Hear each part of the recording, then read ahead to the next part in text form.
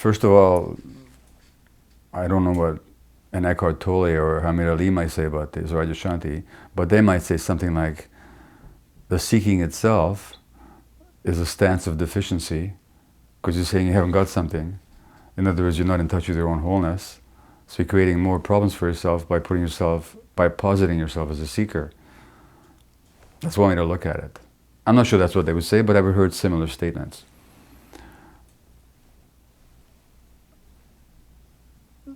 Seeking, as long as it's in the service of truth, is great. If it's in the service of certainty, it can be a limitation. So people can use that truth-seeking both to deepen their relationship to reality or to actually limit their relationship to reality.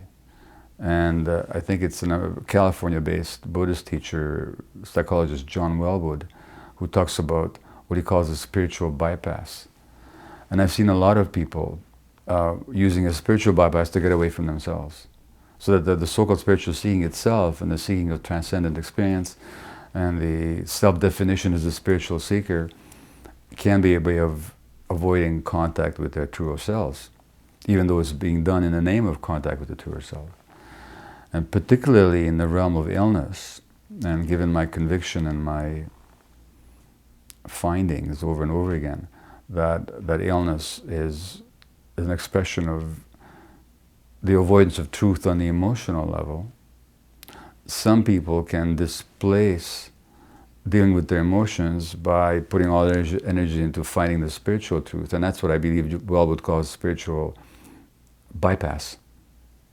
And what that means is that those people will have beautiful deaths, but shorter lives, because by not dealing with the emotional reality, they're disabling their immune systems and their hormonal apparatus, and they're interfering with the energetic expression of who they are, and with that means interfering with their cardiovascular system, their nervous system, and so on.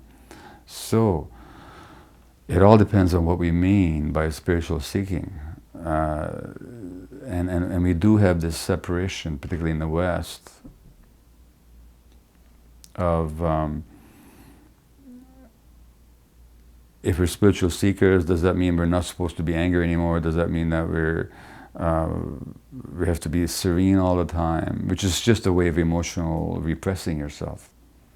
So I would regard myself as a spiritual seeker in the sense that I keep looking to people like Almas, like Adyashanti, to learn things from and to give me guides to understanding myself better, understanding my relationship to the world better.